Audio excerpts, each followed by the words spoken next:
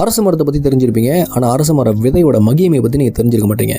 முக்கியமாக பிள்ளை இல்லாதவங்க, இன்னும் பிள்ளை வரம் கிடைக்காதவங்க, உங்களுடைய ஹெல்த்தில் வந்து கொஞ்சம் ப்ராப்ளம் இருக்கிறவங்க கண்டிப்பாக இந்த வீடியோவை பார்க்க மறந்துடாதீங்க. இந்த அரசு மரத்தால் குழந்தை பாக்கியம் எப்படி கிடைக்கும், அரசு மர விதையால், அரசு மரம் அந்த பழத்தால் அதை சாப்பிட்ட பிறகு எப்படி வந்து உங்களுக்கு குழந்தை கிடைக்கும் அப்படின்னு சொல்கிறேன் இந்த வீடியோவில் நான் விளக்குறேன். சரிங்களா? அதற்கு முன்னாடி ஒன்று முக்கியமான விஷயத்தை நான் ஷேர் பண்ணிக்கிறேன். ஒருத்தவங்களுக்கு கஷ்டம்னு சொல்லி கேட்டிருந்தேன். ஓகே, அவங்களோட எலக்ட்ரிக் பில் செட்டில் பண்ணியாச்சு, அவங்களோட வாட்டர் பில் செட்டில் பண்ணியாச்சுங்க. இதுதான் இப்போ உள்ள அப்டேட்டு. அப்புறம் முக்கியமாக இன்னும் அவங்களுக்கு என்னென்ன செய்யணுமோ எல்லாம் நம்ம கண்டிப்பாக செஞ்சுருவோம். தொடர்ந்து மக்கள் எதுவும் உதவி செய்ய போகிறீங்க அப்படின்னா நீங்கள் இந்த ப்ரொஃபைல் உள்ளுக்கு பூந்து பாருங்கள். நம்மளுடைய பரிசுத்தவானுடைய லிங்க் இருக்கும், அதை கிளிக் பண்ணிங்கன்னா என்னோட நம்பர் கிடச்சிடும், நம்மளுடைய பரிசுத்தனுடைய அக்கௌண்ட் நம்பரும் கிடச்சிடும். ஏற்கனவே சொல்லியிருந்தேன், ஒருத்தவங்க ரொம்ப கஷ்டப்பட்டுட்டு இருக்காங்க, தண்ணி இல்லாமல் கரண்ட் இல்லாமல் கஷ்டப்படுறாங்கன்னு. அவங்களுடைய அப்டேட் என்னன்றதை இதை கண்டிப்பாக கேளுங்க. மக்களே, நான் உங்கள்கிட்ட ஒன்று சொல்கிறேன், நம்ம மக்களாக இருந்து மக்களுக்கு உதவி செய்கிறது மிக மிக முக்கியமானது. இப்போ இந்த அரசு மரத்தை பற்றி பேசுவோமே. இந்த அரசு மரம் பார்த்திங்கன்னா மிக சக்தி வாய்ந்த ஒரு மரங்க. இதோடைய முழுக்க தண்டுகள், வேர், இதோடைய பழம், அப்படி இலைகள் எல்லாமே வந்து மிக சக்தி வாய்ந்தது. இந்த இலைகள் எதுக்கு பயன்படுத்துகிறாங்க அப்படின்னு பார்த்தீங்கன்னா, உடம்பு சரியில்லைன்னா லைட்டாக பழுத்த இலையை எடுத்து காஞ்ச இலையில் பழுத்த இலையை எடுத்து அலசிட்டு, சுத்தமாக அலசிட்டு அதை லேசாக வேக வச்சு குடித்தா உடலுக்கு வந்து நல்ல ஒரு ஊட்டச்சத்து ஆரோக்கியமாக கிடைக்கிது அப்படின்னு சொல்லி நம்புகிறாங்க. இதுதான் உண்மை. இது சித்தருடைய அந்த மருத்துவ குறிப்புகளில் இருக்குது.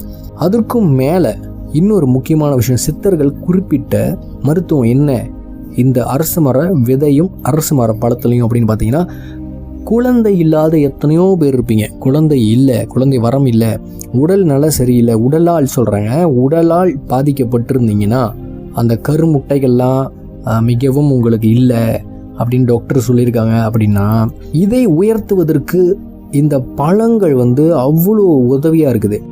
இவ்வளோ பாருங்க, திராட்சை பழம் இருக்குது பார்த்தீங்களா, இந்த பழத்தை எடுத்து நானும் சுத்தமாக கழுவி எல்லாம் சாப்பிட்டு பார்த்தேன். நல்லா தான் இருக்கேன், எந்த ஒரு பிரச்சனையுமே கிடையாது. இதுக்கு முன்னாடி கூட நான் சாப்பிட்ருக்கேன்.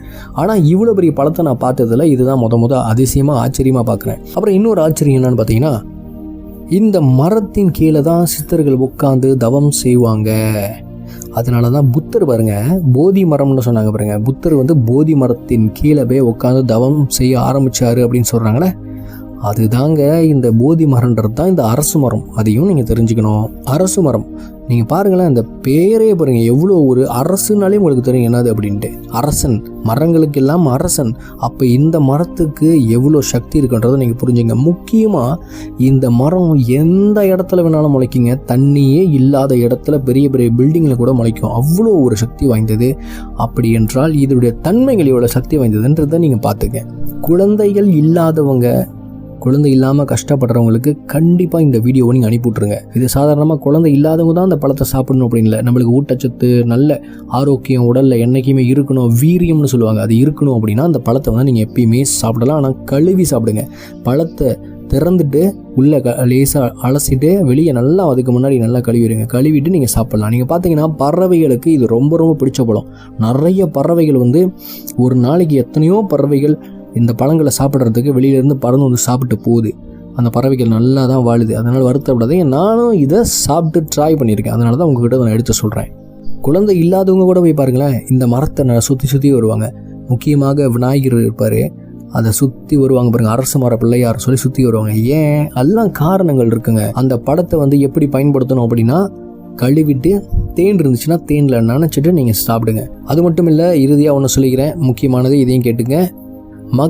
மக்களுக்கு உதவி செய்கிற ஒரு சிஸ்டம் தான் தர்மம் வெல்லும் சிஸ்டம். இந்த சிஸ்டத்தில் இணைஞ்சிங்க. உங்களால் முடிந்ததை மாதம் ஒரு 20 வெள்ளியோ 10 வெள்ளியோ போட்டிங்கன்னா அதோடைய வருகின்ற அந்த தொகையில் ஒவ்வொரு குடும்பத்துக்கும், கஷ்டப்படுற குடும்பங்க, ரொம்ப ரொம்ப கஷ்டப்படுற குடும்பம், அந்த குடும்பத்துக்கு கண்டிப்பாக போய் சேரும். முக்கியமாக நம்ம முதன்மையாக எடுத்துக்கிறது யாருன்னு பார்த்தீங்கன்னா, இந்த வாயில்லாத ஜீவனுங்க. அதுங்க தான் நம்மளை எதிர்பார்த்து நிற்கிற அந்த வாயில்லாத ஜீவன்கள். அதுங்களுக்கும் கண்டிப்பாக இந்த தொகை, இதிலிருந்து வருகின்ற அந்த பலன் போய் சேரும். நன்றி, வணக்கம்.